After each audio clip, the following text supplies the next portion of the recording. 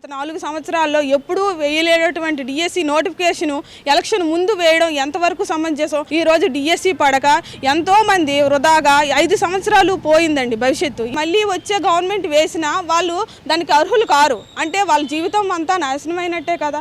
కొన్ని డిస్ట్రిక్ట్లో 0 పోస్ట్తో డిఎస్ అనేది రిలీజ్ చేశారు. కొన్ని సబ్జెక్టుల్లో ఏజ్ అయిపోవడం వల్ల కూడా నిస్సాయితీకి డిప్రెషన్కి లోనే చాలామంది ఏం చేయాలో తెలియని పరిస్థితుల్లో చాలామంది ఉంటున్నారు.